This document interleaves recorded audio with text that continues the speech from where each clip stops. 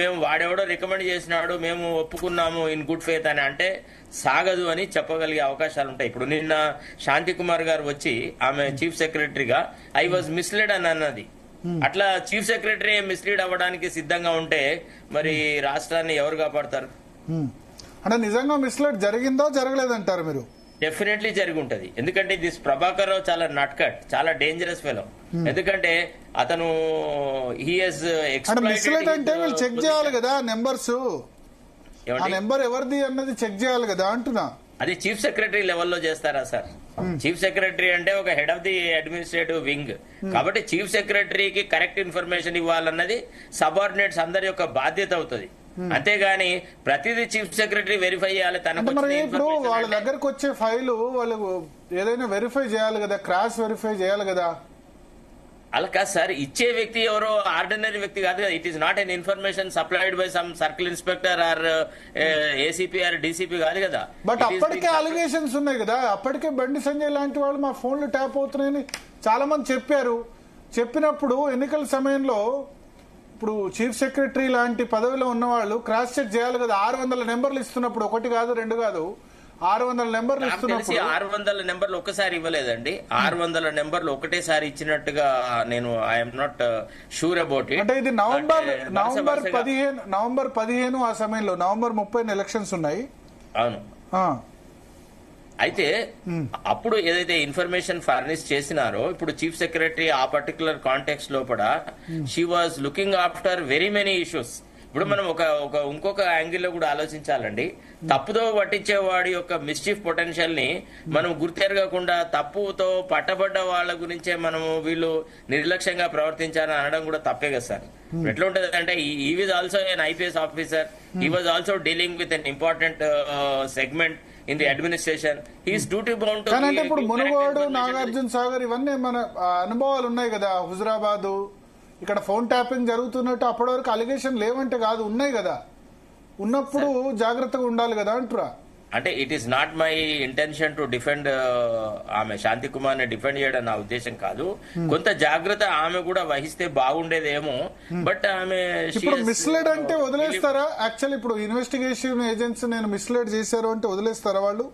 ఎందుకు వదిలేడతారు? Direction of duty ఉంటుంది, దాంట్లో కాంప్లిసిటీ కూడా. ఒకవేళ ఆమె తెలిసి కూడా తెలియనట్టుగా ఇప్పుడు వచ్చి చెప్పిందా రిటైర్మెంట్ అయిన తర్వాత అనే విషయం కూడా వాళ్ళు లోతుగా పరిశీలిస్తారు. అంత సులభంగా వదిలేటారు కదా ఆ విషయాన్ని. ఈమె ఇప్పుడు తనకు అనుకూలంగా చెప్పుకున్నది, స్టేట్మెంట్ ఇచ్చింది, అందులోంచి ఆ మెస్ లోంచి బయటికి రావడానికే ఇట్లా బాధ్యత నుంచి విస్మరించినట్టు ఒప్పుకోవట్లేదు అని కూడా వాళ్ళు ఆలోచించే అవకాశాలు ఉంటాయి. ఓకే. సో ఇప్పుడు నెక్స్ట్ బండి సంజయ్ ఉంది విచారణ. ఇట్లా చాలా మంది విట్నెస్ ఎగ్జామినేషన్ జరుగుతుంది. వాళ్ళ ప్రేమేందర్ రెడ్డి, ఈటల రాజేందరే కాకుండా బీజేపీ నుంచి ప్రేమేందర్ రెడ్డి కూడా ఆయన స్టేట్మెంట్ కూడా తీసుకున్నారు. మనకు తెలిసి ఇంతమంది తెలియకుండా కూడా చాలా మంది పారిశ్రామికవేత్తలు వాళ్ళు వీళ్ళు వెళ్తూ ఉంటారు సిట్ దగ్గర, అంతే కదా. ఇంకా దీనికి గ్లామరస్ పార్ట్ సినిమా యాక్టర్లను పిలిచినప్పుడు, హీరోలను పిలిచినప్పుడు, ఇంకా ఆ పార్ట్ ఇంకా రాలేదు. ఆ అంకానికి రావాలి. ఇది కేవలం స్పెక్యులేషన్ లానే ఉంది. సినిమా యాక్టర్స్ లేదు, సినిమా యాక్ట్రెస్ లవి ట్యాప్ చేశారన్నది ఎక్కడ కూడా మీకు వాళ్ళని విచారణకు పిలిచినట్టు అనిపించలేదు, బయట పెట్టట్లేదు. ఇదేదో మనం సోషల్ మీడియాలో ఎక్కువ థంబ్నెయిల్స్ కోసం, వ్యూస్ కోసం చేస్తున్నట్టు అనిపిస్తుంది నాకు. భరత్ గారు, ఎట్లుంటుందంటే ఇప్పుడు చేసే ఇన్వెస్టిగేటింగ్ ఏజెన్సీ కూడా వీళ్ళు తప్పు చేసినారా లేదా అన్నప్పుడు వాళ్ళని పిలిచిన వ్యక్తుల యొక్క వ్యక్తిగత ప్రతిష్ట కూడా దెబ్బతింటది కదా. అంటే వీళ్ళ ఫోన్లు ట్యాప్ అయినాయి, వీళ్ళ గోప్యమైన సమాచారం ఫలానా వాడు ట్యాప్ చేశాడంటే ఇప్పుడు ఈ దశలో వాళ్ళ పబ్లిక్ ఇమేజ్ దెబ్బతింటది కదా. సో సిట్కి ఏం కావాలా? వీళ్ళు తప్పిదం చేశారా లేదా కావాలా? సో కాబట్టి ఇంతమందిని ఇప్పుడు సిట్ లీక్స్ అన్ని రకాలుగా లీక్స్ వదిలినప్పుడు ఇది కూడా లీక్ వదిలేదు. నిజంగా పలానా సినిమా యాక్ట్రెస్ యాక్టరో గనక లీక్ చేస్తే గనక, అంటే ఇంకా వాళ్ళ ఫోన్ గనక ట్యాప్ చేస్తే గనక ఈ పాటికి లీక్ వచ్చేది కదా అంటారా. మీరు బిలీవ్ చేస్తున్నారా నిజంగా సినిమా యాక్ట్రెస్ లో ఫోన్లు కూడా ట్యాప్ చేశారని? నేనైతే నమ్ముతున్నా. ఎందుకంటే because I use to see yes exactly. నాకైతే ఒక దృఢమైన నమ్మకం ఉంది వీళ్ళు ఆ యాంగిల్లోనే సినిమా ఫీల్డ్ ని తమ పక్షానికి మార్చుకున్నారు, లోబర్చుకున్నారు అనేది నా భావన. ఎందుకంటే జరిగిన ఇన్సిడెంట్స్ ఇదంతా సింపుల్ గా ఆషామాషిగా జరగలేదు సార్. చాలా ఒక పకడ్బందీగా ఒక పద్ధతి ప్రకారంగా ఇది వాళ్ళ బయటికి వచ్చిన తర్వాత ఇంత రచ్చకొస్తుంది కానీ ఒకవేళ ఇది బయటికి రాకుండా ఒకవేళ కేసీఆర్ మళ్ళీ అధికారంలోకి వచ్చుంటే మన ఎవరికి ఈ విషయం తెలియకపోయి ఉండేది సార్. ఎందుకు అంటే తెలియకుండా కాదు కానీ ఇట్స్ ఓపెన్ సీక్రెట్, బహిరంగ రహస్యం ఫోన్ ట్యాపింగ్ జరుగుతోందని. కరెక్టే, అట్లాంటి ఎలిగేషన్స్ ఉన్నాయి కానీ ఇదమిద్దంగా ప్రూఫ్ ఎక్కడ దొరికింది? ఇప్పుడు అంటే ఒకటి నాకు ఇప్పటి వరకు అనిపించింది ఏంటంటే ఈ పొలిటికల్ గా రాజకీయంగా అవతల పార్టీలకు సంబంధించిన కదలికలు కనుక్కోవాలి అన్నది వరకు కనిపించింది.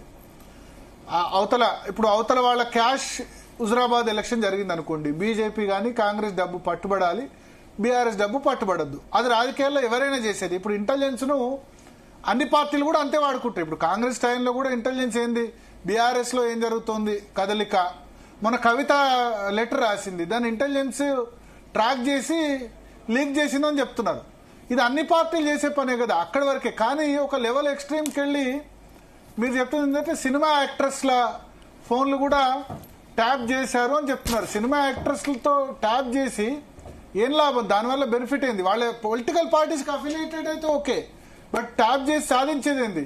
ఇదంతా కూడా నాకేమనిపిస్తుంది అంటే యూట్యూబ్ లో థంబ్నెయిల్స్ కోసమో వ్యూస్ కోసమో చేస్తున్నట్టే నేను నమ్ముతున్నా. నేను ఆన్సర్ ఇవ్వచ్చా? యా, ఒక్కసారి మీరు సావధానంగా ఉండండి ప్లీజ్. స్టెప్ బై స్టెప్ చెప్తాను. ఇప్పుడు ఈ టెలిఫోన్ ట్యాపింగ్ అనేది through a very sophisticated gadgets ద్వారా జరిగింది, సమ్ ఆఫీసర్స్ ద్వారా జరిగింది. వాళ్ళ స్వామి కార్యము స్వకార్యము రెండు సాధించుకున్నారు.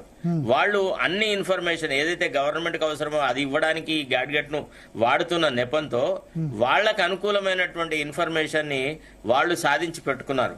ఎందుకంటే కొన్ని సందర్భాల్లో కొంతమంది రియాల్టర్స్ ని మిగతా వాళ్ళ ఫోన్లు ట్యాప్ చేసేసి వాళ్ళ దగ్గర డబ్బులు గుంజుకొని, ఇప్పుడు మీరు ఫర్ ఎగ్జాంపుల్ నందకుమార్ ఇచ్చిన స్టేట్మెంట్ చూడండి. నందకుమార్ ఏదైతే తను ఎగ్జామిన్ చేసినప్పుడు నందకుమార్ అయితే కంప్లైంట్ లాడ్జ్ చేసినాడో మీరు అది కనుక చూస్తే తెలుస్తుంది. అతనికైతే రాజకీయాలతో పెద్దగా అంటూ ఏం సంబంధమే లేదు, కానీ అతన్ని ఇందులోకి ఈడ్చుకొచ్చినారు ఈ ఎమ్మెల్యే పోచింగ్ కేసులో. ఇట్లా రకరకాలుగా జరిగిందండి. అది అంత సులభం కాదు. కాకపోతే ఆ దశ కూడా వస్తుంది. ఇప్పుడు మనం అంత సులభం కాదు. అట్లాంటి మనం 10 days క్రితమే అప్పటి డీజీపీని అప్పటి ఐజీని మిగతా వాళ్ళని కూడా పిలవాలి, లేకపోతే వాస్తవాలు బయటికి రావని అన్నాం. ఇవాళ 10 రోజుల తర్వాత ఆ విషయం సంభవించింది కదా. So it is still in the investigation ప్రాసెసే కదా. అయితే నేను అన్నది ఏంటంటే, సరే మీరు అన్నట్టు స్వామి కార్యం స్వకార్యం చక్కని పెట్టుకున్నారు. ఇప్పుడు కొద్దిమంది భుజంగరావు గాని తిరుపతన్న గాని కొద్దిమంది వ్యాపారులను బెదిరించారు కదా, బెదిరించి అది అక్కడికి ఆగుంటే బాగుండేది. నా దృష్టిలో వాళ్ళు ఇంకా మిస్చీఫ్ పొటెన్షియల్ కలవాళ్ళు, వాళ్ళు రకరకాలుగా ఆ సాధనాలను వాడుకున్నారు. సరే, అది రేపు ఇంకా డీప్ గా ఇన్వెస్టిగేషన్, ఇంకా ఇప్పుడు కంప్లీట్ కాలే కదా, ఇంకా ఫర్దర్ ఇన్వెస్టిగేషన్ ఉంది. డెఫినెట్ గా ఆ part of the issue will also be exposed, వస్తుంది అది బయటికి. సో అంటే ఇప్పుడు అక్కడ అది కూడా దాటారు, వ్యాపారుల దగ్గర నుంచి వాళ్ళ దగ్గర నుంచి కంటే కూడా ఇంకా దాటారు లిమిట్స్.